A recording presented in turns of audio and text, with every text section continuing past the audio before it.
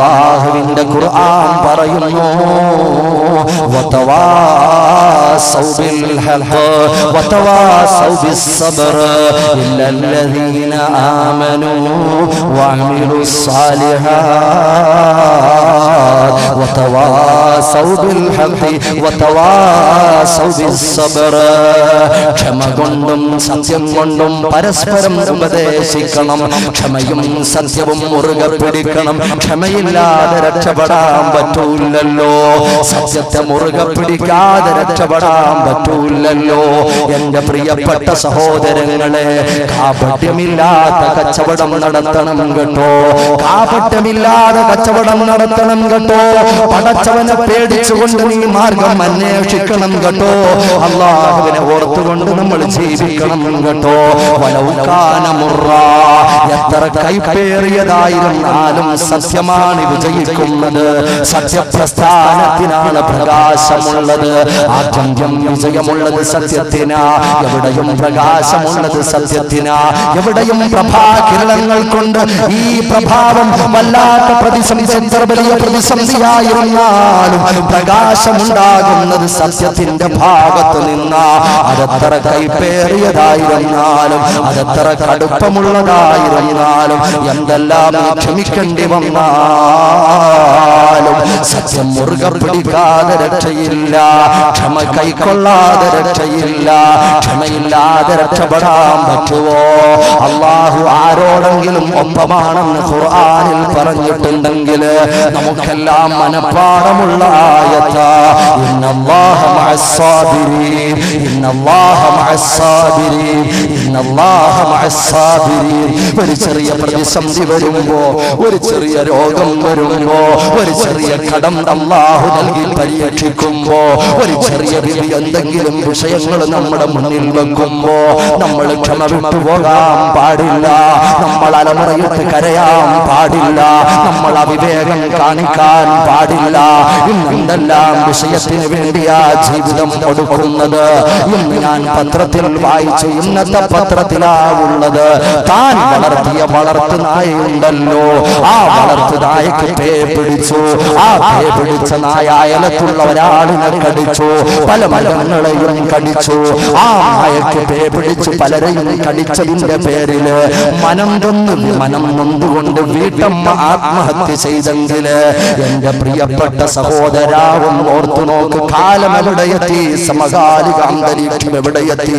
വളരെ ഗൗരവത്തോടെ ഓർക്കണം. നമ്മുടെ ജീവിതവും നമ്മുടെ സമയം ഓരോ നിമിഷങ്ങളും റബ്ബുൽ ഇസ്സത്തായ തമ്പുരാന്റെ മുന്നിൽ അർപ്പിക്കാനുള്ളതാ, സമർപ്പിക്കാനുള്ളതാ. ഏത് കൂരിൽ നടന്ന ജീവിതമായിരുന്നാലും, ഏത് ഇരുളടഞ്ഞ റൂമിലായിരുന്നാലും എന്റെ പ്രിയപ്പെട്ട പെങ്ങളെ പടച്ചവൻ വിടൂല. ആരുടെയൊക്കെ കണ്ണ് വെട്ടിച്ചാലും അല്ലാഹുവിന്റെ കണ്ണ് വെട്ടിക്കാൻ പറ്റൂല.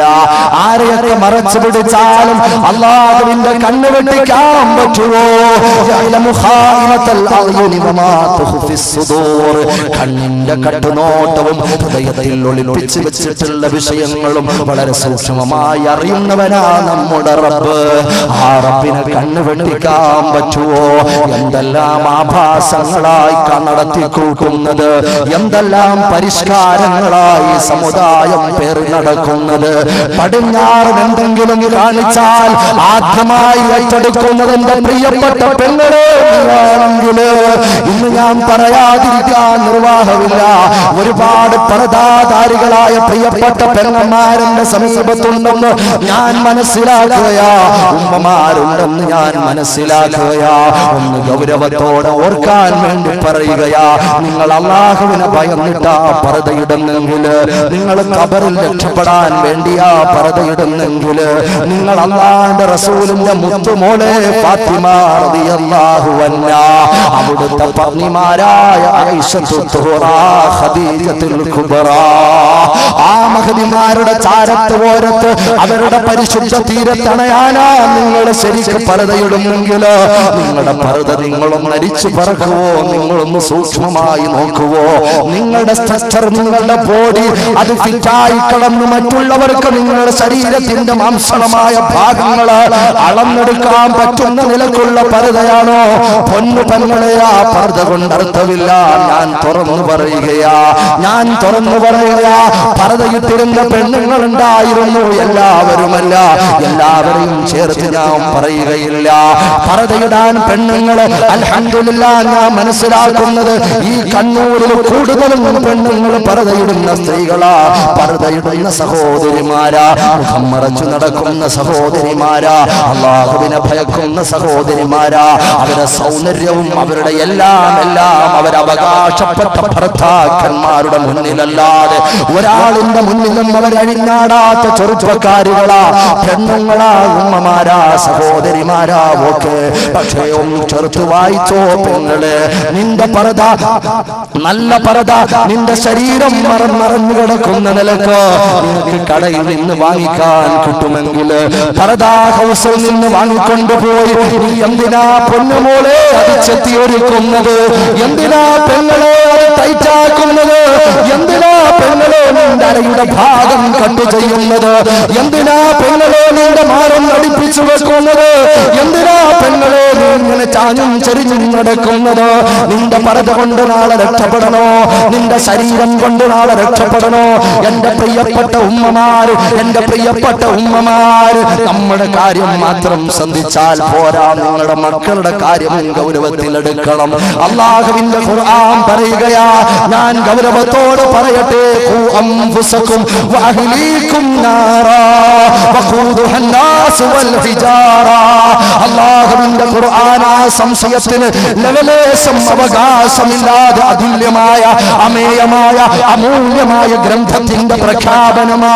അല്ലാഹു പറയുകയാ, ഖു അൻഫുസകും വഅഹ്ലീകും നാറാ.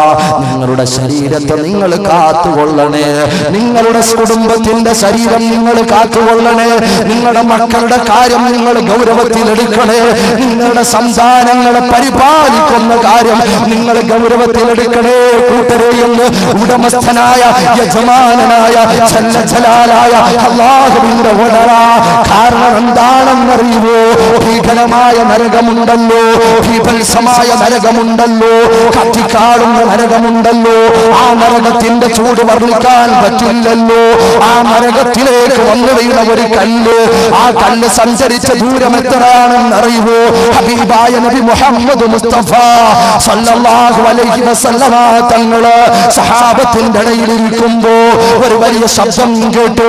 ഹദീസിൽ കാണാം, പ്രിയപ്പെട്ട സഹോദരങ്ങള്, സഹാബത്തിനോട് അല്ലാഹുവിന്റെ റസൂൽ ചോദിക്കുന്നു, എന്താ സഹാബ ആ കേട്ട സൗണ്ടം അറിയുമോ?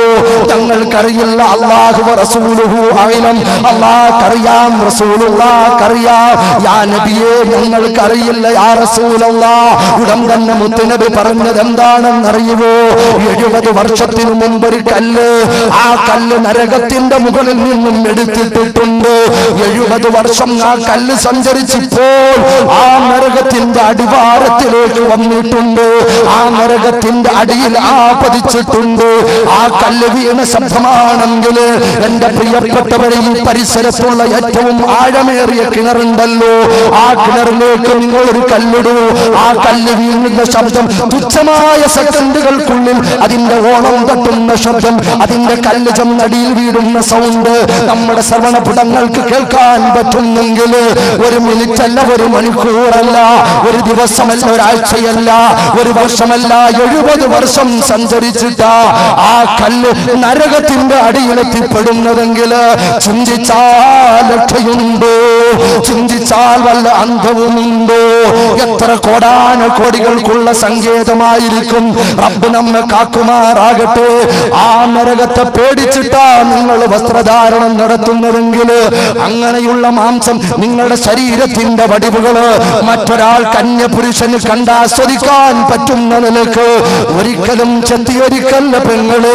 ആ പർദ്ദയുടെ മഹത്വം തകർക്കല്ല പെങ്ങള്. ആ പർദ്ദയുടെ മഹത്വം വലിച്ചെറിയല്ല പെങ്ങള്. മക്കള്, എന്റെ പ്രിയപ്പെട്ട പെങ്ങള്, നീ ഒന്ന് ഓർത്തു നോക്ക്. കോളേജിൽ നീ പഠിക്കുന്നവളാ, എന്റെ പ്രിയപ്പെട്ട പൊന്നോമന മക്കള്, എന്റെ ചെറുപ്പക്കാരെ നിങ്ങൾ ഓർത്തു നോക്ക്.